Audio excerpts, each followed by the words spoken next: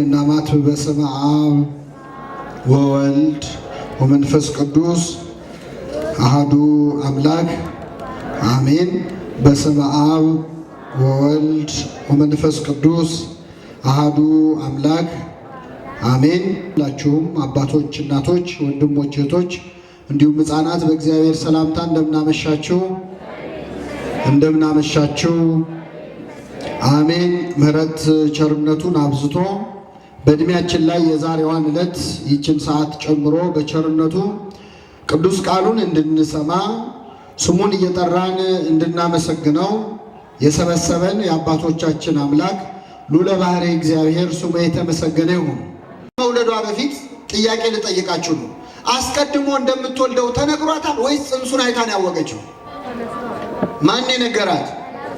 በስድስተኛ ወር ይላል መልአኩ ገብርኤል ናዝሬት ገሊላ ወደምትባል ከተማ ዮሴፍ ለሚባል ሰው ወደ ታጨች ወደ አንዲት ድንግል ከእግዚአብሔር ዘንድ ተላከ። የድንግሊቱም ስም ማርያም ነበረ ይላል ቅዱስ ሉቃስ። ብሉይና ሐዲስ ይነጋገራሉ። ትንቢተ ኢሳይያስ ምዕራፍ 7 ቁጥር 14 ላይ እነሆ ድንግል ትጸንሳለች ወንድ ልጅም። ቅዱስ ሉቃስ ተቀበለና የድንግሊቱም ስም ማን ነበረ? ማርያም ነበረ ይላል። ቅዱስ ገብርኤል ከእግዚአብሔር ዘንድ ተላከ። ብርሃናዊው መልአክ፣ ገናናው መልአክ፣ የባቢሎንን እሳት ያልፈራው ያ መልአክ በ15 ዓመት ብላቴና በድንግል ማርያም ፊት አደግድጎ ቆሞ ሰላምታ ቀረበ። ጸጋን የተሞላሽ ሆይ ምን ይበልሻል? ደስ ይበልሻል። ምዕመናን፣ ገብርኤልን የላከው ማን ነው? እግዚአብሔር። ገብርኤል የሚናገረው ማን ተናገር ያለውን ነው። ስለዚህ ጸጋን የተሞላሽ ሆይ ደስ ይበልሽ የሚለው ምስጋና ገብርኤል ይናገረው እንጂ ከማን የተላከ ነው? የእመቤታችን ምስጋና ከሰው የመጣ አይደለም። ምዕመናን፣ እግዚአብሔር ነው የላከው። እንደ ባለስልጣን እንኳን አላናገራትም። ከበላይ የተላኩ ሰዎች እኮ እንዴት እንደሚያወሩ እናውቃለን። ገብርኤል ወደ እመቤታችን መጥቶ ማርያም ሆይ ትወልጃለሽ ይህን እንድታውቂው ነው ብሏት አልተሰወረም። ቀጥታ ወደ ጉዳዩም አልገባም። በመጀመሪያ አደግድጎ የከበረ ሰላምታ አቀረበላት። ጸጋን የተሞላሽ ሆይ ምን ይበልሻል? ደስ ይበልሽ። ምን ማለት ነው? መቼስ ሁል ቀን ስለምንለው እውነት ሲደጋገም ኃይሉን እያጣ ይመጣል እና ጸጋን የተሞላሽ ሆይ ደስ ይበልሽ ማለት ምን ማለት ነው? መጽሐፍ ቅዱስ ስለ ጸጋ ምን ይላል? የጸጋ ስጦታ ልዩ ልዩ ነው ይላል ቅዱስ ጳውሎስ። መንፈስ ቅዱስ ግን አንድ ነው ይላል። የሰው ጸጋው የተለያየ ነው። የመፈወጥ ጸጋ ያለው አለ፣ የመጸለይ ጸጋ ያለው አለ፣ የመቀደስ የማስቀደስ አግብቶ ወልዶ ቤተሰብ መስርቶ ልጅ የማሳደግ ጸጋ ያለው አለ። መንኩሶ መንኖ በብሕትውና በብቸኝነት የመኖር ጸጋ ያለው አለ። ድንግልናም ጸጋ ነው። ወላጅነትም እናት አባትነትም ጸጋ ነው። መፈወስም መማርም ማስተማርም ጸጋ ነው። መዘመርም ጸጋ ነው። የሰው ሁሉ ጸጋው የተለያየ ነው። ድንግል ማርያም ጸጋዋ ምን ይሆን? ምንድን ነው የተሰጣት ጸጋ? መጸለይ ይሆን? መዘመር ይሆን? መፈወስ ይሆን? እናት መሆን ይሆን? ድንግል መሆን ይሆን? ምንድን ነው ጸጋዋ? ቅዱስ ገብርኤል ይሄ ነው ጸጋሽ አላላትም። በደፈናው ጸጋን ምን ያልሽ ወይ? እግዚአብሔር ለፍጡራን ከሚሰጠው ጸጋ ከመቤታችን የነሳት አንድም ጸጋ የለም። እሷ የጸጋው ማከማቻ ግምጃ ቤቱ ዋና መዝገቡ ስለሆነች ገብርኤል አደግድጎ ጸጋን ምን ያልሽ ወይ? የተሞላሽ ወይ። ሌላው ቀርቶ ምዕመናን፣ እመቤታችን በጸጋ ከራሱ ከገብርኤልም ትበልጣለች እኮ። ከገብርኤልም ትበልጣለች። ቅዳሴያችንን አልሰማችሁ? ለሚካኤል ምሕረት ተሰጠው ይላል ቅዳሴው። ለሚካኤል ምን ተሰጠው? ምሕረት። ወብስራት ለገብርኤል። ለገብርኤል ምን ተሰጠው? ብስራት። ለእመቤታችንስ? ወሀብተ ሰማያት ለማርያም ድንግል፣ የሰማይን ሀብት ሁሉ ለድንግል ማርያም ሰጣት ይላል። እግዚአብሔር ከፍጡራን ከሚሰጠው ጸጋ እሷ ላይ ያጎደለው የለም። ምንድን ነው? ድንግልና ነው ጸጋዋ እንዳንል፣ አዎ ድንግል ነች። እናት እንዳንል፣ እናትም ነች። ቅዱስ ኤፍሬም ሶርያዊ ምን ይላል? ጌታ ሆይ እናትህን ማን ብለን እንጥራት? ድንግል እንዳንላት ልጅ ታቅፋ አየናት፣ እናት እንዳንላት ደግሞ ድንግሎን አየናት። እናትህን ማን ብለን እንጥራት? እሷን መጥራት ካስቸገረ ጌታ ሆይ አንተንማ በምን ስም እንጠራሃለን ይላል። ስለዚህ ቅዱስ ገብርኤል ጸጋን የተሞላሽ ሆይ ምን ይበልሻል? ደስ ብሎት። ገብርኤል እኮ አሁን ሰዎች ገብርኤል ቁጡ የሚመስላቸው ሰዎች አሉ። ቁጡ የሚመስለው ሰው ከገብርኤል ጋር ችግር ያለበት ሰው ይፍራው። ለእኛ ግን ገብርኤል ቁጡ አይደለም፣ ደስተኛ መልአክ ነው። መቼስ ኮስተር ብሎ ደስ ይበልሽ አይልም አይደል? ጸጋን የተሞላሽ ሆይ ምን ይበልሽ? ደስ ይበልሽ። ፊቱ እያበራ ያ መልአክ በእመቤታችን ፊት። ብዙ ሰዎች የሚረሱት እመቤታችን የ15 ዓመት ልጅ እንደነበረች ነው። ከሰባቱ ሊቃነ መላእክት አንዱ መላእክት ቀደምት ከዋነኞቹ እግዚአብሔር ፊት ከሚቆሙት ከነዚያ ከግሩማን መላእክት አንዱ ገብርኤል አደግድጎ ቆሞ ሰላምታ ሲያቀርብላት ተመልከቱ። ጸጋን የተሞላሽ ሆይ ደስ ይበልሽ፣ አንቺ ከሴቶች ተለይተሽ ምን ያልሽ ነሽ? የተባረክሽ ነሽ አላት። እርሷን ባየችው ጊዜ ከንግግሩ የተነሳ በጣም ደነገጠች ይላል። ከምኑ የተነሳ? ከንግግሩ። መጽሐፍ ቅዱስን ካነበባችሁ ይሄ ቃል ይገርማችኋል። ለምን ራሳቸውን ስተው ይወድቃሉ፣ ይሞታሉ። አንዳንዱ በሕይወት ቢቆይም ግን ተርበትብቶ በስንት ሰዓት ነው ራሱን የሚገዛው። ለምሳሌ ትንቢተ ዳንኤል ላይ ስትሄዱ ይኸው መልአክ ገብርኤል ለዳንኤል ተገለጠለት። ዳንኤል ምን አለ? መልአኩን ባየው ጊዜ ራሴን ስቼ ወደቅሁ፣ እንደ ሞተ ሰው ሆንኩ። መልአኩም አይዞህ አትፍራ ብሎ አስነሳኝ፣ እየተንቀጠቀጥኩኝ ቆምኩ ይላል። ማርያምም ገብርኤልም ባየች ጊዜ ራሷን ስታ ወደቀች ይላል አይልም። ያስደነገጣት መልአኩ ሳይሆን ንግግሩ ነው። ለምን? እመቤታችንን አቅፈው ደግፈው ያሳደጓት ቅዱሳን መላእክት ናቸው። መልአክ አይታ አትደነግጥም፣ ንግግሩ ግን አስደነገጣት። ይህ እንዴት ያለ ሰላምታ ነው ብላ አሰበች ይላል። ተናገረች አይደለም፣ ልብ አድርጉ። ምን አለች? አሰበች። አንዳንድ ሰዎች ስለ ድንግል ማርያም በመጽሐፍ ቅዱስ ብዙ አልተጻፈም ይላሉ። አረ እንኳን ያደረገችው ያሰበችው ሳይቀር ተጽፏል በመጽሐፍ ቅዱስ። አንዴ እንዳይመስላችሁ 3 ጊዜ እዚህ ሉቃስ ወንጌል ላይ አሁን ይህ እንዴት ያለ ሰላምታ ነው ብላ አሰበች አለ። ከዚህ በኋላ 2 ቦታ ላይ ማርያምም ይህን ነገር ሁሉ በልቧ እያሰበች ትጠብቀው ነበር። እንግዲህ ወንጌላውያኑ ሐሳቧን ከጻፉ እኛ ታምሯን ብንጽፍ ማን ይከለክለናል? ያው እኛ በምንችለው የተደረገልን ነው የምንጽፈው። በሐሳቧ ሳይቀር ተመልከቱ። ይህ እንዴት ያለ ሰላምታ ነው ብላ አሰበች። እዚህ ላይ ትሕትናዋንም ታያላችሁ የእመቤታችንን። ገብርኤል መጥቶ አንቺ ከሴቶች ተለይተሽ ምን ያልሽ ነሽ ሲላት ይህ እንዴት ያለ ሰላምታ ነው ብላ አሰበች። እስቲ ምዕመናን አሁን እኛ ብንሆን አንተ እኮ በጣም የተባረክ ሰው ነህ። አንቺ መውለዷ በፊት ጥያቄ ልጠይቃችሁ ነው። አስቀድሞ እንደምትወልደው ተነግሯታል ወይስ ጽንሱን አይታ ነው ያወቀችው? ማን የነገራት? በ6ኛ ወር ይላል መልአኩ ገብርኤል ናዝሬት ገሊላ ወደምትባል ከተማ ዮሴፍ ለሚባል ሰው ወደ ታጨች ወደ አንዲት ድንግል ከእግዚአብሔር ዘንድ ተላከ። የድንግሊቱም ስም ማርያም ነበረ ይላል ቅዱስ ሉቃስ። ብሉይና ሐዲስ ይነጋገራሉ። ትንቢተ ኢሳይያስ ምዕራፍ 7 ቁጥር 14 ላይ እነሆ ድንግል ትጸንሳለች ወንድ ልጅም። ቅዱስ ሉቃስ ተቀበለና የድንግሊቱም ስም ማን ነበረ? ማርያም ነበረ ይላል። ቅዱስ ገብርኤል ከእግዚአብሔር ዘንድ ተላከ። ብርሃናዊው መልአክ፣ ገናናው መልአክ፣ የባቢሎንን እሳት ያልፈራው ያ መልአክ በ15 ዓመት ብላቴና በድንግል ማርያም ፊት አደግድጎ ቆሞ ሰላምታ አቀረበ። ጸጋን የተሞላሽ ሆይ ምን ይበልሻል? ደስ ይበልሻል። ምዕመናን ገብርኤልን የላከው ማን ነው? እግዚአብሔር። ገብርኤል የሚናገረው ማን ተናገር ያለውን ነው። ስለዚህ ጸጋን የተሞላሽ ሆይ ደስ ይበልሽ የሚለው ምስጋና ገብርኤል ይናገረው እንጂ ከማን የተላከ ነው? የእመቤታችን ምስጋና ከሰው የመጣ አይደለም። ምዕመናን እግዚአብሔር ነው የላከው። እንደ ባለስልጣን እንኳን አላናገራትም። ከበላይ የተላኩ ሰዎች እኮ እንዴት እንደሚያወሩ እናውቃለን። ገብርኤል ወደ እመቤታችን መጥቶ ማርያም ሆይ ትወልጃለሽ ይህን እንድታውቂው ነው ብሏት አልተሰወረም። ቀጥታ ወደ ጉዳዩም አልገባም። በመጀመሪያ አደግድጎ የከበረ ሰላምታ አቀረበላት። ጸጋን የተሞላሽ ሆይ ምን ይበልሻል?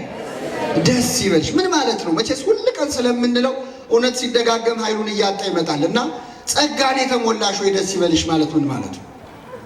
መጽሐፍ ቅዱስ ስለ ጸጋ ምን ይላል? የጸጋ ስጦታ ልዩ ልዩ ነው ይላል ቅዱስ ጳውሎስ። መንፈስ ቅዱስ ግን አንድ ነው ይላል። የሰው ጸጋው የተለያየ ነው። የመፈወጥ ጸጋ ያለው አለ፣ የመጸለይ ጸጋ ያለው አለ፣ የመቀደስ የማስቀደስ አግብቶ ወልዶ ቤተሰብ መስርቶ ልጅ የማሳደግ ጸጋ ያለው አለ። መንኩሶ መንኖ በብሕትውና በብቸኝነት የመኖር ጸጋ ያለው አለ። ድንግልናም ጸጋ ነው። ወላጅነትም እናት አባትነትም ጸጋ ነው። መፈወስም መማርም ማስተማርም ጸጋ ነው። መዘመርም ጸጋ ነው። የሰው ሁሉ ጸጋው የተለያየ ነው። ድንግል ማርያም ጸጋዋ ምን ይሆን? ምንድነው የተሰጣት ጸጋ? መጸለይ ይሆን? መዘመር ይሆን? መፈወስ ይሆን? እናት መሆን ይሆን? ድንግል መሆን ይሆን? ምንድነው ጸጋዋ? ቅዱስ ገብርኤል ይሄ ነው ጸጋሽ አላላትም። በደፈናው ጸጋን ምን ያልሽ ሆይ እግዚአብሔር ለፍጡራን ከሚሰጠው ጸጋ ከመቤታችን የነሳት አንድም ጸጋ የለም። እሷ የጸጋው ማከማቻ ግምጃ ቤቱ ዋና መዝገቡ ስለሆነች ገብርኤል አደግድጎ ጸጋን ምን ያልሽ ሆይ የተሞላሽ ሆይ። ሌላው ቀርቶ ምዕመናን እመቤታችን በጸጋ ከራሱ ከገብርኤልም ትበልጣለች እኮ። ከገብርኤልም ትበልጣለች። ቅዳሴያችንን አልሰማችሁ? ለሚካኤል ምህረት ተሰጠው ይላል ቅዳሴው። ለሚካኤል ምን ተሰጠው? ምህረት። ወብስራት ለገብርኤል፣ ለገብርኤል ምን ተሰጠው? ብስራት። ለእመቤታችንስ ወሀብተ ሰማያት ለማርያም ድንግል፣ የሰማይን ሀብት ሁሉ ለድንግል ማርያም ሰጣት ይላል። እግዚአብሔር ከፍጡራን ከሚሰጠው ጸጋ እሷ ላይ ያጎደለው የለም። ምንድነው? ድንግልና ነው ጸጋዋ እንዳንል፣ አዎ ድንግል ነች። እናት እንዳንል፣ እናትም ነች። ቅዱስ ኤፍሬም ሶርያዊ ምን ይላል? ጌታ ሆይ እናትህን ማን ብለን እንጥራት? ድንግል እንዳንላት ልጅ ታቅፋ አየናት፣ እናት እንዳንላት ደግሞ ድንግሎን አየናት። እናትህን ማን ብለን እንጥራት? እሷን መጥራት ካስቸገረ ጌታ ሆይ አንተንማ በምን ስም እንጠራሃለን ይላል። ስለዚህ ቅዱስ ገብርኤል ጸጋን የተሞላሽ ሆይ ምን ይበልሻል? ደስ ብሎት። ገብርኤል እኮ አሁን ሰዎች ገብርኤል ቁጡ የሚመስላቸው ሰዎች አሉ። ቁጡ የሚመስለው ሰው ከገብርኤል ጋር ችግር ያለበት ሰው ይፍራው። ለእኛ ግን ገብርኤል ቁጡ አይደለም፣ ደስተኛ መልአክ ነው። መቼስ ኮስተር ብሎ ደስ ይበልሽ አይልም አይደል? ጸጋን የተሞላሽ ሆይ ምን ይበልሽ? ደስ ይበልሽ። ፊቱ እያበራ ያ መልአክ በእመቤታችን ፊት። ብዙ ሰዎች የሚረሱት እመቤታችን የ15 ዓመት ልጅ እንደነበረች ነው። ከሰባቱ ሊቃነ መላእክት አንዱ መላእክት ቀደምት ከዋነኞቹ እግዚአብሔር ፊት ከሚቆሙት ከነዚያ ከግሩማን መላእክት አንዱ ገብርኤል አደግድጎ ቆሞ ሰላምታ ሲያቀርብላት ተመልከቱ። ጸጋን የተሞላሽ ሆይ ደስ ይበልሽ፣ አንቺ ከሴቶች ተለይተሽ ምን ያልሽ ነሽ? የተባረክሽ ነሽ አላት። እርሷን ባየችው ጊዜ ከንግግሩ የተነሳ በጣም ደነገጠች ይላል። ከምኑ የተነሳ? ከንግግሩ። መጽሐፍ ቅዱስን ካነበባችሁ ይሄ ቃል ይገርማችኋል። ለምን ራሳቸውን ስተው ይወድቃሉ፣ ይሞታሉ። አንዳንዱ በሕይወት ቢቆይም ግን ተርበትብቶ በስንት ሰዓት ነው ራሱን የሚገዛው። ለምሳሌ ትንቢተ ዳንኤል ላይ ስትሄዱ ይኸው መልአክ ገብርኤል ለዳንኤል ተገለጠለት። ዳንኤል ምን አለ? መልአኩን ባየው ጊዜ ራሴን ስቼ ወደቅሁ፣ እንደ ሞተ ሰው ሆንኩ። መልአኩም አይዞህ አትፍራ ብሎ አስነሳኝ፣ እየተንቀጠቀጥኩኝ ቆምኩ ይላል። ማርያምም ገብርኤልም ባየች ጊዜ ራሷን ስታ ወደቀች ይላል አይልም። ያስደነገጣት መልአኩ ሳይሆን ንግግሩ ነው። ለምን? እመቤታችንን አቅፈው ደግፈው ያሳደጓት ቅዱሳን መላእክት ናቸው። መልአክ አይታ አትደነግጥም፣ ንግግሩ ግን አስደነገጣት። ይህ እንዴት ያለ ሰላምታ ነው ብላ አሰበች ይላል። ተናገረች አይደለም፣ ልብ አድርጉ። ምን አለች? አሰበች። አንዳንድ ሰዎች ስለ ድንግል ማርያም በመጽሐፍ ቅዱስ ብዙ አልተጻፈም ይላሉ። ኧረ እንኳን ያደረገችው ያሰበችው ሳይቀር ተጽፏል በመጽሐፍ ቅዱስ። አንዴ እንዳይመስላችሁ 3 ጊዜ እዚህ ሉቃስ ወንጌል ላይ አሁን ይህ እንዴት ያለ ሰላምታ ነው ብላ አሰበች አለ። ከዚህ በኋላ 2 ቦታ ላይ ማርያምም ይህን ነገር ሁሉ በልቧ እያሰበች ትጠብቀው ነበር። እንግዲህ ወንጌላውያኑ ሐሳቧን ከጻፉ እኛ ታምሯን ብንጽፍ ማን ይከለክለናል? ያው እኛ በምንችለው የተደረገልን ነው የምንጽፈው። በሐሳቧ ሳይቀር ተመልከቱ። ይህ እንዴት ያለ ሰላምታ ነው ብላ አሰበች። እዚህ ላይ ትሕትናዋንም ታያላችሁ የእመቤታችንን። ገብርኤል መጥቶ አንቺ ከሴቶች ተለይተሽ ምን ያልሽ ነሽ ሲላት ይህ እንዴት ያለ ሰላምታ ነው ብላ አሰበች። እስቲ ምዕመናን አሁን እኛ ብንሆን አንተ እኮ በጣም የተባረክ ሰው ነህ፣ አንቺ ወዳችን ደግሞ አነሰ እንላለን። አረ ካመሰገነኛ አይቀር ትንሽ ሊጨምርበት አትሉ? ውስጣችን ምስጋናም ይፈልጋል፣ አፋችን ግን ይግደረደራል። እመቤታችን የአፍ ትሕትና አይደለም ትሕትና የልቡና ነበር። ለመላኩ ምንም አላለችው፣ አይገባኝም አላለች፣ ይገባኛልም አላለች። በልቧ ግን እንዲህ ያለውን የምስጋና እጅ መንሻ እንደምን እቀበለዋለሁ አለች አለ ይላል። እመቤታችን ትሕትናዋ የልቡና ነው። የልቡና ትሕትና ለሁላችን ያድለን። ሰው በአፉ ትሑት መሆን ይችላል። በእግዚአብሔር ፊት እኮ ሞገስ አግኝተሻል። በልዑል እግዚአብሔር ፊት ሞገስ አግኝተሻል። ባለሟልነት አግኝተሻል። እነሆ ትጸንሻለሽ፣ ወንድ ልጅም ትወልጃለሽ፣ ስሙንም ኢየሱስ ትዪዋለሽ አላት። ማን ትዪዋለሽ? እኛ ኢየሱስ የሚለውን ስም ለመጀመሪያ ጊዜ የሰማነው ከመጋቤ ሐዲስ ከቅዱስ ገብርኤል ነው። ለዓለም ኢየሱስ የሚለውን ስም ያመጣው ማን ነው? ቅዱስ ገብርኤል። ስለዚህ አንድ ሰው ኢየሱስን ለማወቅ መጀመሪያ ገብርኤልን ማወቅ አለበት አይደል? ገብርኤልን ያላወቀ ሰው ኢየሱስን በየት በኩል እንዳወቀው ያስገርማል። አንዳንድ ሰዎች የገብርኤል በዓል ስናከብር ኢየሱስን አታውቁትም ይላሉ። ደግሞ ለገብርኤል ኢየሱስን ሊያስተዋውቁት ማለት ነው። ለዓለም ኢየሱስ የሚለውን ስም ያመጣው ማን ነው? ቅዱስ ገብርኤል ነው። ስሙንም ኢየሱስ ትዪዋለሽ፣ እርሱ ታላቅ ነው፣ የልዑል ልጅ ይባላል። ጌታ አምላክም የዳዊት አባቱን ዙፋን ይሰጠዋል፣ በያዕቆብ ቤት ላይ ለዘላለሙ ይነግሣል፣ ለመንግስቱም ፍጻሜ የለውም ማለት። አሁን ልትናገር ነው። እስቲ ጠብቋት፣ ስሟት። እመቤታችን አንድ ቃል አልተነፈሰችም። ሲያመሰግናት በልቧ ዝም ብላ ሰማች። ይህ እንዴት ያለ ሰላምታ ነው ብላ አሰበች፣ ግን አልተናገረችም። ትወልጃለሽ፣ የዘላለም ንጉሥ ነው የምትወልጂው አላት። ይህን ጊዜ ተናገረች። የመጀመሪያ ንግግሯ ምን መሰላችሁ? ወንድ ስለማላውቅ ይህ እንዴት ይሆናል? ምን ስለማላውቅ? እንደውም እመቤታችን ወንድ የሚባል አይታታውቁም እንዴ? ታውቃለህ? ቅዱስ ዮሴፍ ወንድ ነው ሴት ነው? ያሳደጓት ካህናት ወንዶች ናቸው ሴቶች ናቸው? ወንድ ስለማላውቅ ማለት ምን ማለት ነው? አግብቶ ወልዶ የመኖር ሐሳብ በድንግል ማርያም ልብ ውስጥ አልነበረም። አንዲት ሴት አሁን ታጭታ ልታገባ ሰርጓ እየተጠበቀ እያለ ወንድ ልጅ ትወልጃለሽ ተብሎ ቢነገራት ወንድ ስለማላውቅ እንዴት ይሆናል ትላለች? የልጁ ስሙ ማን ነው ነው የምትለው አይደል? አመጋገቡ እንዴት ነው ነው የምትለው፣ እንደ ሶምሶን እናት። እመቤታችን ግን አግብቶ ወልዶ የመኖር ሐሳብ በልቧ ውስጥ የለም። ለድንግልና ብጽዓት ነበራት፣ ተስላለች። ለዮሴፍ ስትታጭም የእግዚአብሔር ፈቃድ ስለሆነ ነው ዝም ያለችው።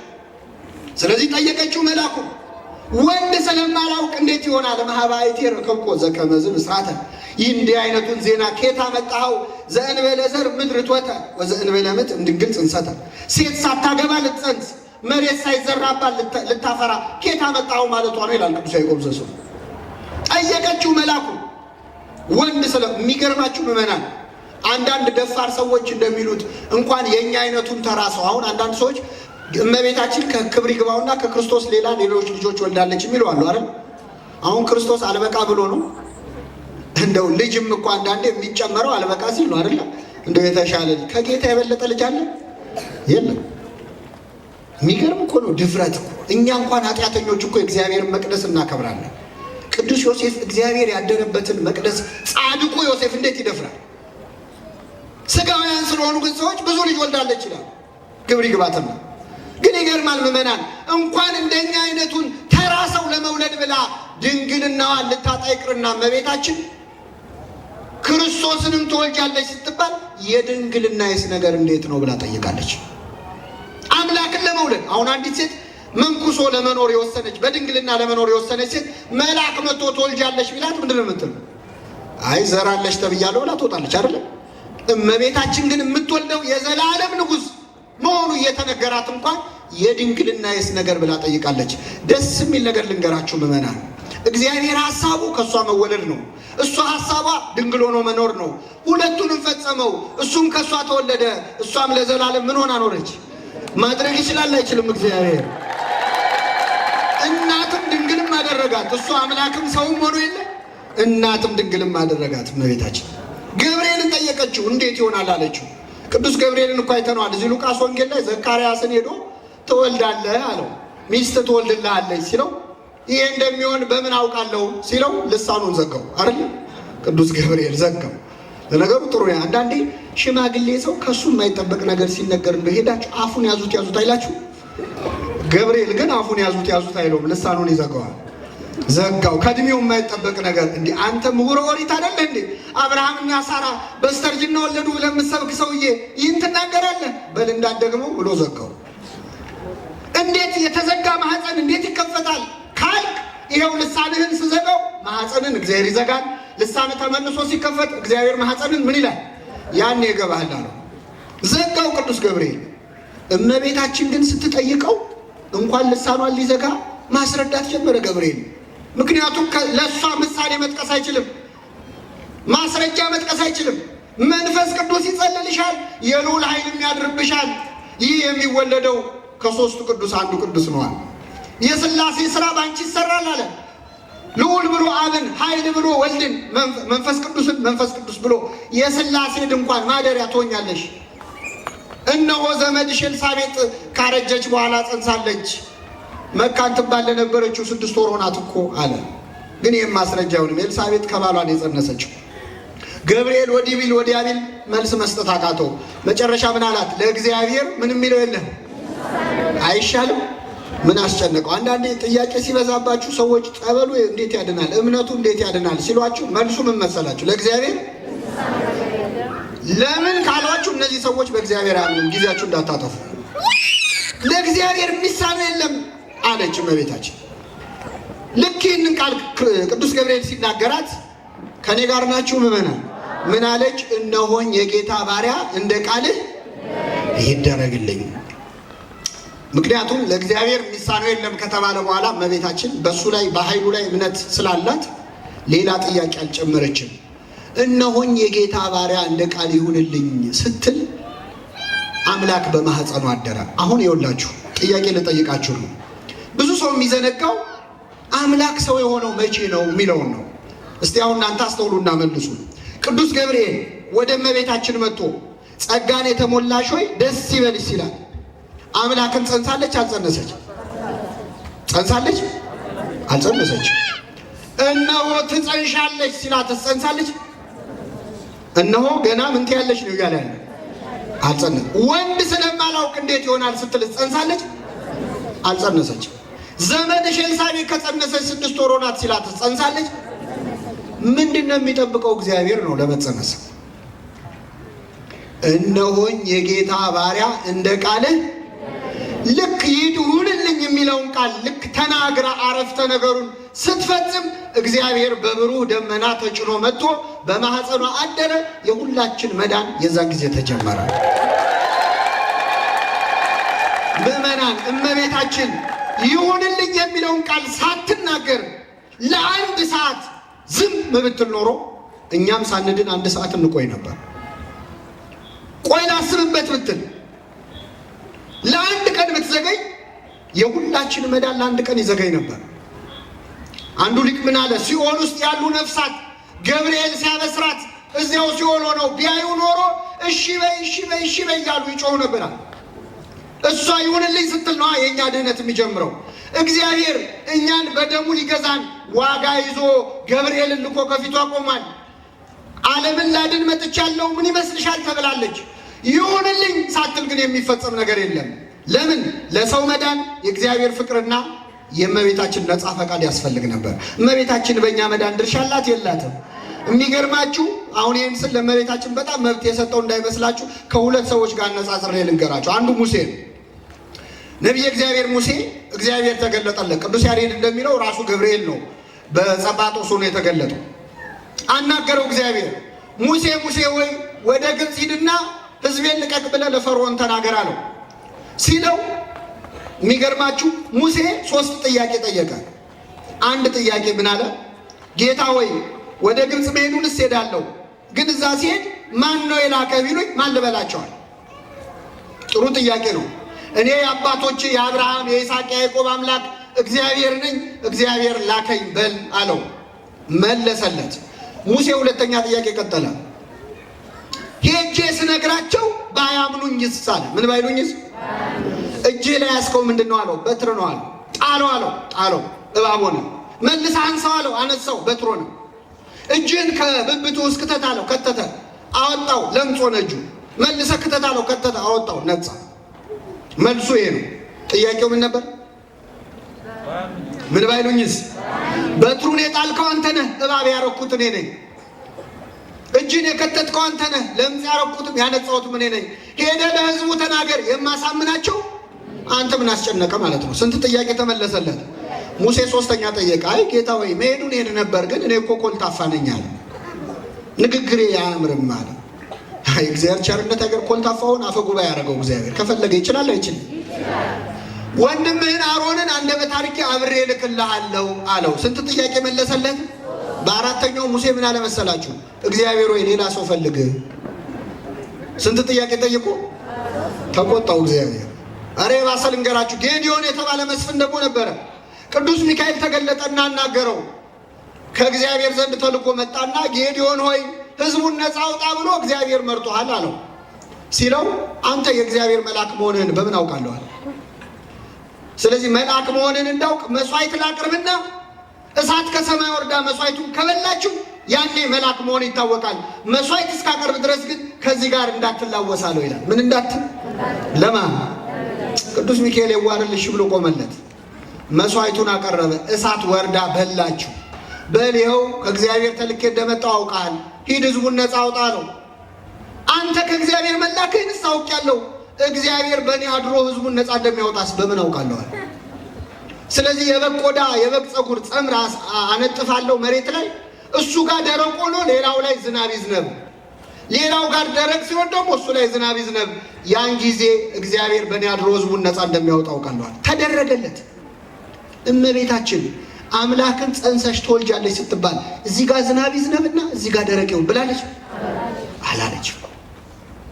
በእሷ እምነት ነው የተመሰረተው። ምዕመናን እነሆኝ የጌታ ባሪያ እንደ ቃልህ። ይህን ቃል ስትናገር ነው ከሰማይ ወርዶ እግዚአብሔር ሰው የሆነው የሁላችን ድነት የተጀመረው። ምዕመናን አንዳንድ ሰዎች እሺ አመስግኑ። አንዳንድ ሰዎች እመቤታችን ለምና እግዚአብሔር ሰምቷት ታማልዳለች አታማልድም እያሉ ይነታረካሉ። እንኳን የእኛን ችግር መፍታት ይቅርና እግዚአብሔር እኮ የእሷን ቃል ተከትሎ ሰው ሆኗል። ፈጣሪ ከሰማይ ወርዶ በማህፀኑ አድሯል። እነሆኝ የጌታ ባሪያ እንደ ቃልህ ስትል ይደረግልኝ ስትል ተደርጓል። ያንተን ትንሽ ችግር ለመፍታት አቅቷት ቀርቶ እመቤታችን ማለት ይሄማ ተራ ነገር ነው። ያንተን ችግርማ ገንዘብ ያለው ሰው ይፈተዋል። ወላዲተ አምላክ ሰማይና ምድርን ያስታረቀች ነች። እንኳን የእኛን ችግር ቀርቶ እነሆኝ የጌታ ባሪያ እንደ ቃል ይደረግልኝ ብላ አስጀመረች። የሁላችንን ድነት በእኛ መዳን ድርሻ አላት የላትም? የሚገርማችሁ ዓለም ሁሉ ሲፈጠር ጨለማ ነበር። ጨለማውን ዓለም ብርሃን እንዲኖረው ሲፈልግ እግዚአብሔር ምን አለ? ብርሃን ይሁን አለ። በዓለም ላይ ምን ሆነ? ግን መልሶ በኃጢአት ምክንያት ጨለመ። ድጋሚ ብርሃን አስፈለገው ይህ ዓለም። ለዚህ ዓለም ድጋሚ ብርሃን የመጣው ማን ነው? ክርስቶስ ነው። በጨለማ የሄደ ሕዝብ ብርሃን አየ የተባለለት እውነተኛው ብርሃን ክርስቶስ ነው። የመጀመሪያው ብርሃን ሲፈጠር ብርሃን ይሁን ያለው እግዚአብሔር ነበር። ሁለተኛው ብርሃን ክርስቶስ እንዲመጣ ብርሃን ይሁንልኝ ያለችው ማነች? ድጋሚ ብርሃን አሳየችን እመቤታችን። ክብር ምስጋና ይድረሳት። ሆነ ይሁንልኝ ብላ አስጀምራ የተወቹ እንዳይመስላችሁ። እመቤታችን አምላክን ጸንሳ ወልዳለች፣ አሳድጋለች፣ ይዛው ተሰዳለች 3 ዓመት። እኛ አሁን ሲጨንቀን የጭንቃ ማላጇ እንላለን አይደል? አንዳንድ ሰው ለምን ይላል እንዴ? ክርስቶስ ያደረግ ያየነው ነው። እሱ ከሄሮድስ ሲሸሽ በማን እቅፍ ነው ያሳለፈው? እኛም ሲጨንቀን ወደ እሱ እቅፍ እንመጣለን። ክርስቲያኖች አይደለን? የእሱን መንገድ ነው የምንከተለው። ያደረገውን እናደርጋለን። እሷ ስር ነበረ አቅፋው ጭንቁን ያሳለፈው። ከሁሉም ምዕመናን እመቤታችን ይሁንልኝ ብላ ያስጀመረችውን ድህነት መስቀል ስር ቆማ እስኪፈጸም ደግሞ ነበረች በስፍራው። አንዳንድ ሰዎች ጌታ ተሰቀለ እንጂ እሷ ምን ሆነች የሚሉ ሰዎች አሉ። እንደውም ሲፈላሰፉ አንተም ብቆነጥጥ እናትን ያማታል ወይ ምናምን የሚሉ አሉ። እስቲ ልጠይቃችሁ፣ ሃይማኖቱን እንተወውና አንድ ልጅ ሆዱን እንኳን ሲቆርጠው የሚጨንቃት ማን ነች? ብዙ እናቶች ልጄን ከሚያመው እኔን ይመመኝ ይላሉ አይደል? አንዲት እናት ልጇ 6666 ጊዜ ሲገረፍ ስታይስ ምን ይሰማታል? እመቤታችን እኮ መስቀል ስር ቆማ ክርስቶስ ሲገረፍ አይታለች። ለእኛ አምላካችን ነው፣ ለእሷ ግን ልጇ ነው። ሰው ናት ይሉን የለ? አዎ በተፈጥሮ ሰው ናት። እንደ ሰው ምን ይሰማታል እመቤታችን? እንደ እናት ምን ይሰማታል? እያንዳንዱ ጅራፍ በክርስቶስ ሰውነት ላይ ሲያርፍ እኮ በእሷ ልብ ላይ እኮ ሐዘን እያረፈ ነበር። በነፍሷ ሰይፍ እያለፈ ነበር። ክርስቶስ እኮ የተገረፈው እኛ ለውሄ በምናጮኸው ጅራፍ እኮ አይደለም። ጌታ የተገረፈበት ጅራፍ ሰውነቱ ላይ ካረፈ በኋላ ሲነሳ ስጋውን እየነጨ የሚነሳ እላዩ ላይ የሾሉ አጥንቶች ሚስማሮች ያሉበት መግረፊያ አጥንቱ እስከሚታይ ሲገረፍ ወላዲተ አምላክ ቆማ ተመልክታለች። ቅዱስ ዮሐንስ ዘደማስቆ የተባለ ሊቅ ምን ይላል? ድንግል ማርያም ስትወልድ ምጥ አላማጠችው። ሳታምጥ ነው የወለደችው። ግን ስትወልድ ያላማጠችውን ምጥ ዓርብ ዕለት አምጣዋለች ይላል። ዓርብ ዕለት ተጨንቃለች፣ ምጥን አይተዋለች። ስትወልድ ያመለጠችውን ምጥ ዓርብ ዕለት ግን ተከተላት። ካማጠች አይቀር መውለድ ስለሚያስፈልግ ክርስቶስ እነኋት እናትህ እነሆ ምንሽ ልጅሽ ብሎ እዛው ልጅ ሰጣት። ካማጠች አይቀር ልጅ ያስፈልጋል ብሎ ወላዲተ አምላክ የክርስቶስን ስቃይ አይታ ምንም የማይመስላት የሚመስለው ሰው አይደለም። በእውነት ሃይማኖቱን ተውት። እዚያ ቆማ የልጇ ስቃይ ብቻ እሷ ስቃይ ነው። ለዚህ ነው ሐዘነ ልቡና ታቀልል ይባላል አይደል? እመቤታችን የልብ ሐዘን ለምን መሰላችሁ? እንደ ክርስቶስ የተሰቃየ የለም፣ እንደሷም ያለቀሰ የለም፣ እንደሷም ያዘነ የለም። አንድ ልጇ እኮ ነው ብቻዋን የወለደችው ልጇ ነው። ሁላችንም እናት አባትን የወለዱን መጀመሪያ አይኑን ሲከፍት ያያት እመቤታችን ነበረች። ከመሄዱም በፊት እነኋት እናትህ እነሆ ምንሽ ልጅሽ ብሎ አባት ሆይ ነፍሴን አደራ ሰጣለሁ አለ። ነፍሱን ሳይሰጠን በፊት ለሁላችን እናቱን ሰጥቶ እንደሄደው እመቤታችን በእኛ መዳን ድርሻ አላት የላትም? በልቡናችን ይሳልብን እግዚአብሔር። ሁለተኛው ቁም ነገር ምዕመናን፣ እመቤታችን ቅድስና ያገኘችው አምላክን በመውለዷ መቼስ ከወለደችው አይቀር ቅድስት እንበላት ተብሎ አይደለም። እመቤታችንን አምላክን ለመውለድ ክብር ያበቃት ምን ሆና መገኘቷ ነው? ቅድስት ሆና መገኘቷ ነው። እመቤታችን ቅድስናዋ ብዙ ነው፣ በእኛ በኃጢአተኞቹም አይነገርም። ግን እኔ እንደው አንድ ትህትናዋን ብቻ ልንገራችሁ።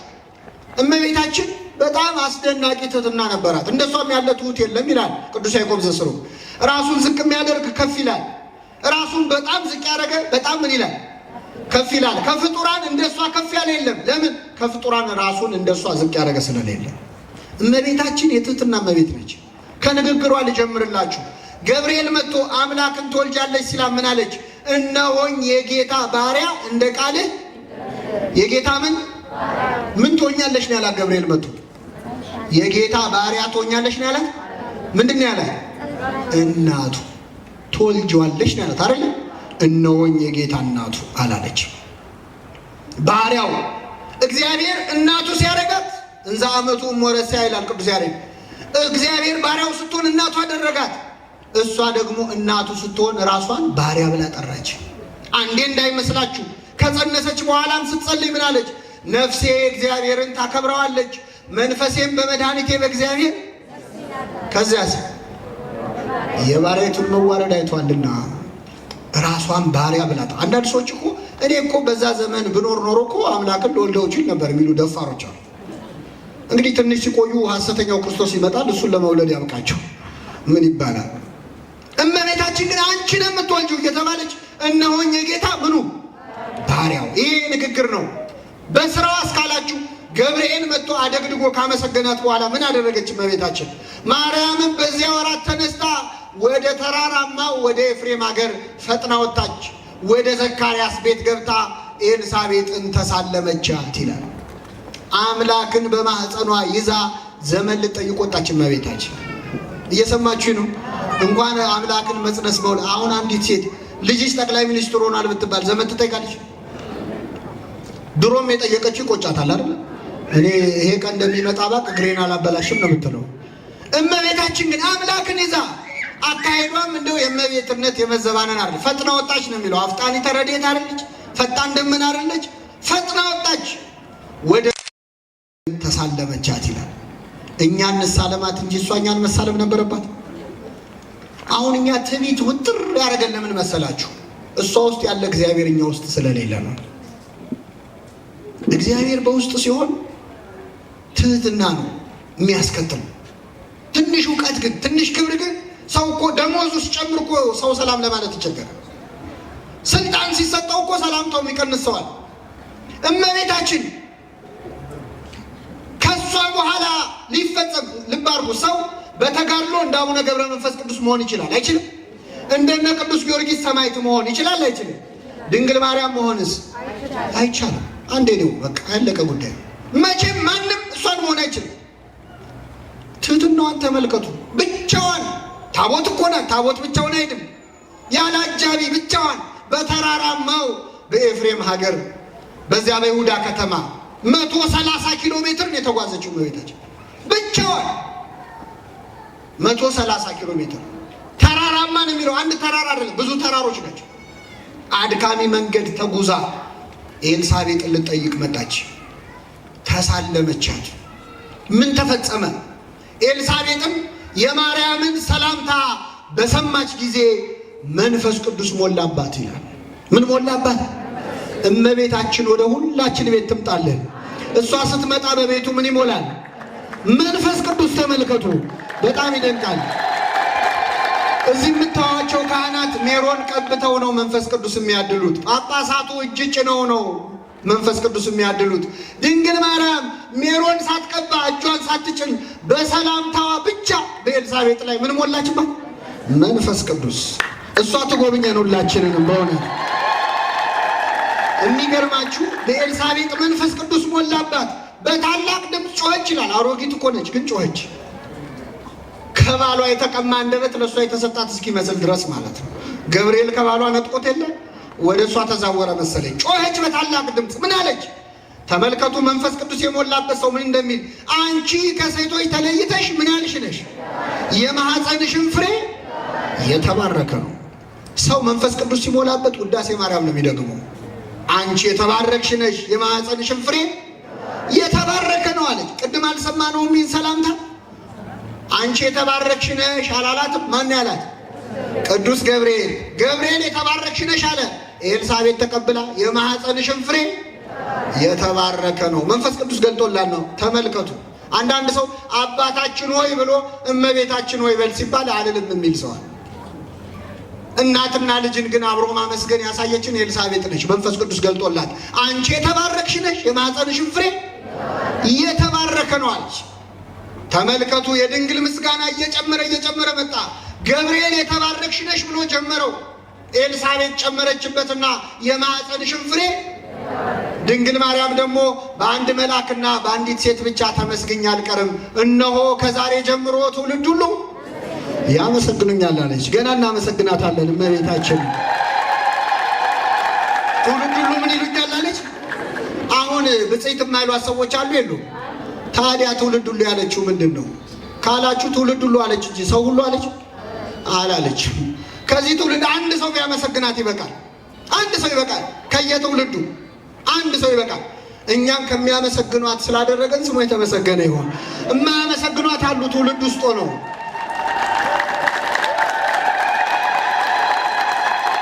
ትውልድ ሁሉ ምን ይሉኛል አለች። ይበሉኝ አላለችም፣ ይሉኛል ነው ያለችው። ለምን መሰላችሁ? ትእዛዝ አይደለም ያዘዘችው፣ ትንቢት ነው። ትንቢት ማለት ደግሞ የሚመጣውን ከሩቅ አይቶ እንዲህ ይሆናል ብሎ መናገር ነው።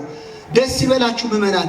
አሁን ተሰብስበን ስንዘምርላት ኤልሳቤጥ ቤት ቆማ ድንግል ማርያም አይታናለች። አየችንና ትውልድ ሁሉ ምን ይሉኛል አለች። በመብርሃን ዓይን ታይታችኋል። ደስ ይበላችሁ ምዕመናን። ይኸው ልል ሲሉ አየኋቸው አለች። ትውልድ ሁሉ ምን ይሉኛል?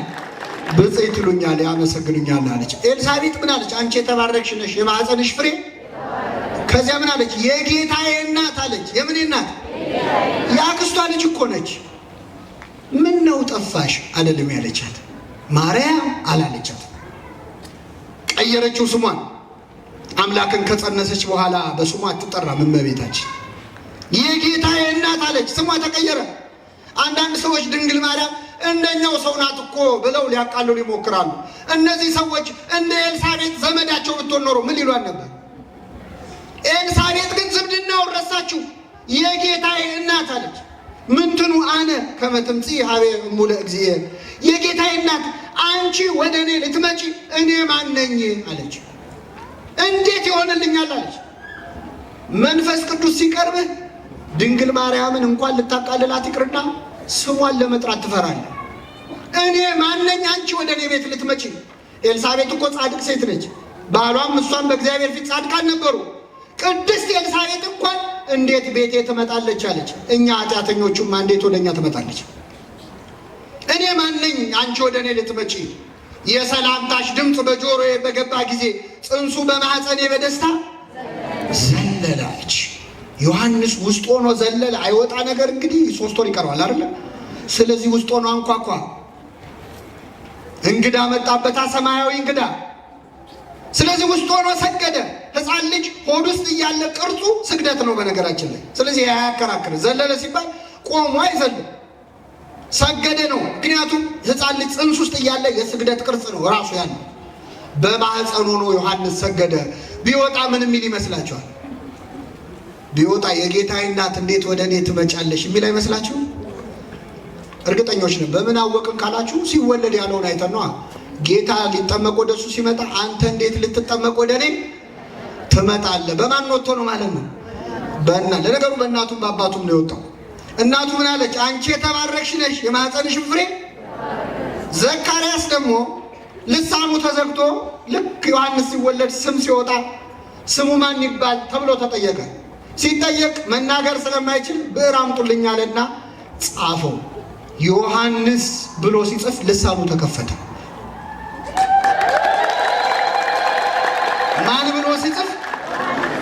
ዮሐንስ ገና ስሙን ስትጽፍ ልሳንህን ከከፈተው ገድሉን የሚጽፉ ሰዎች ምን ሊያገኙ ነው? ቤት ስትገቡ ምዕመናን ዮሐንስ ብላችሁ ጻፉ። 40 ጊዜ የተዘጋውን ይክፈትላችሁ ቅዱስ ዮሐንስ በአማላጅነቱ። በጣም ይደንቃል። ይህ ሕፃን ገና ሳይወለድ ስሙ ሲጻፍ ብቻ ልሳኑ ተከፈተ። ድምፅ አይደለም ድምፅ ነኝ ብሏል እኮ በምድረ በዳ የሚጮህ ሰው ድምፅ ነኝ ብሏል። ስለዚህ ለአባቱ ድምፅ ነው። ልክ ልሳኑ ሲከፈት የእስራኤል አምላክ እግዚአብሔር የተባረከ ይሁን አለ። ምን ያለ ይሁን? ተመልከቱ እናት አንቺ የተባረክሽ ነሽ የማፀንሽ ፍሬ፣ አባት ደግሞ የእስራኤል አምላክ እግዚአብሔር የተባረከ ይሁን። ዮሐንስ ደግሞ ጌታን ሲያጠምቀው ወልዱ ለቡሩክ ከሳቴ ብርሃን ተሳሃለነ፣ ቡሩክ የቡሩክ ልጅ ብርሃንን የምትገልጥ አቤቱ ይቅር በለን አለ። የተባረከ ቤተሰብ ንግግሩ በረከት ነው። ቅዱስ ዮሐንስ ውስጥ ሆኖ ዘለለ። የማንን ድምፅ ሰምቶ? የእመቤታችንን። እንደው ምን ብላ ይሆን? እንዴት ዋላችሁ ብላ ይሆን? እንዴት አመሻችሁ? ብቻ ድምጿን በሰማይ ለመስማት ያብቃል። ድምጿ ሲሰማ ዮሐንስ ውስጥ ሆኖ ዘለለ። ምን ታዳንቃላችሁ ሊል ይችላል። አሁን አንድ ሰው እዚህ መሀል እናቶች አላችሁ። 6 ወር የሞላት ሴት ሆዷ ውስጥ ያለው ጽንስ ሲዘለ ታውቃለች አታውቅም? ታውቃለች። ታዲያ ምንድነው ይሄን ያህል ምን ታጋነናላችሁ ሊለን ይችላል አንድ ሰው። ግን ሆዷ ውስጥ ያለ ጽንስ መዝለሉን ታውቃለች። ግን በደስታ ይዝለል በሐዘን ይዝለል ታውቃለች? የትኛው አልትራሳውንድ ነው ዛሬ ልጅሽ ደስ ብሎታል የሚለው? ጽንሱ በማህፀኔ ዘለለ አይደለም የሚለው። ጽንሱ በማህፀኔ በምን ዘለለ? በደስታ ዘለለ። ዮሐንስን ያስደሰተ አምላክ የእመቤታችንን ድምፅ ለሁላችን ያሰማል። አንድ ነገር ልናገር እናበቃለሁ። እንግዲህ ስለ እመቤታችን ሌሊትም ቀንም ብንማር ይበቃል? አይበቃም። ሙከራ ነው። በነገራችን ላይ አሁን የተማርነው የሙከራ ስርጭት ይባላል። የሙከራ ስርጭት ሲሉ አልሰማችሁም? የሚዲያ ሰዎች አቅም ሲያንሰን ፍቅራችንን ለመግለጽ ያህል ትንሽ እንፍጨረጨራለን። እውቀት ያላቸው በብዙ እውቀት ሊናገሩ ይችላሉ። ሌሊቱን የሚቆም ማህሌት የደረሱ ሰዓታት የደረሱ አሉ። እኛ ደግሞ በአቅማችን መቼስ ልጅም ቢሆን ፍቅሩን መግለጽ ስላለበት ነው። አባቶቻችን በሁሉ ነገር ፍቅረ እግዝእትነ ማርያምን ስለውብናል። በእውነት ሁላችን ስንወለድ ምን ተብለን የተወለድ ነው? ማርያም ማርያም። እዚህ አቦይ አቦይ ነው እንደምትሉት ማን ተብሎ ነው የተወለዳችሁት? ማርያም ማርያም። ልብ አድርጉ። ለምን ይመስላችኋል? ዮሐንስ ሆድ ውስጥ ሆኖ ምን አለ? ዘለለ። ስለዚህ ከእመቤታችን ስም በላይ ሆድ ውስጥ ያለ ጽንስን ውጣ ለማለት የተሻለ ስም አለ? መጽሐፍ ቅዱሳዊ ስም የለም ሌላ። ስለዚህ እሷን ጠርተን ተወልደናል። ልክ ስትወልድ ደግሞ ሴቲቱ ወዲያው ስሟ ይቀየርና የማን አራስ ትባላለች? የማርያም አራስ ትባላለች። ተመልከቱ። ከዛ ልንጠይቃት ስንሄድ ምን እንላለን? እንኳን መልሱ ምንድን ነው? ሲወጣስ አመት አመት ያድርሰን ነው የሚባለው። እግዚአብሔር ያሳያቸው። በሁሉ ነገር እመቤታችን አለች። ሕፃናት እንኳን ሲጫወቱ የምን መንገድ ስጠኝ ነው የሚሉት? ለሀገራችን እግዚአብሔር የማርያም መንገድ ይስጣት። አዎ ትልቅ ጸሎት እኮ ነው የማርያም መንገድ ይባላል። ጥቁር ነገር ከሰውነቱ ሲወጣ ሰው ደግሞ ማርያም የሳመች። እንደው አንዱ ልጅ መረረው። ይገርማቸዋል። እንዴ ምንድን ነው አለ። ልጅ ተወለደ ማርያም። ሕፃን ልጅ ከሳቀ ማርያም አጫወተችው። ምንድን ነው አልበዛም ወይ አላቸው። አንድ አባት ጋር ሄዱ። አባቶቻችን ጠቢባን ናቸው እና ቀና ብለው አዩትና የተቀመጠ ብርቱካን ነበር በቅርጫት። እስቲ ያን አቀብለኝ አሉት። አቀበላቸው። ልጠው ጠርገው በሉ። ብቻቸው ጥርቅ አድርገው በሉ። ይሰጡኛል ብሎ ቢጠብቅም ምንም እያንዳንዷን ዘለላ ብቻቸውን በሉ። ከዛ ሲጨርሱ ልጣጩን ጣለው ብለው ሰጡት። ጥሎ መጣ እየተበሳጨ። እኔም ምላ አሉት አሁን የበላሁት ብርቱካን ይጣፍጣል አይጣፍጥም? እኔ ምን አውቃለሁ አለ። ብክን እያለ ማለት ነው። ለምን አታውቅም አሉት። አልቀመስኩትም አለ። የድንግል ማርያምንም ፍቅሯን ካልቀመስከው አታውቀውም አሉት። ምዕመናን ጥቅሱ ሊጠፋን ይችላል። እዚህ ጋር ታማልዳለች። ዮሐንስ ወንጌል ምዕራፍ 2 ላይ እኮ ስታማልድ ተጽፏል ማለት ያቅተን ይሆናል። ጥቅሱ ቢጠፋን ግን የእመቤታችን ውለታ ይረሳል። ብዙ እናቶች መጽሐፍ ገልጠው ማሳየት አይችሉም። ግን በእሷ ምልጃ የዳነ ቁስላቸውን ገልጠው ማሳየት የሚችሉ ብዙ ምዕመናን አሉ። ለእመቤታችን አማላጅነት ምስክሮቹ እኛ ነን። የሰማነውን በልቡናችን ያሳድርብን።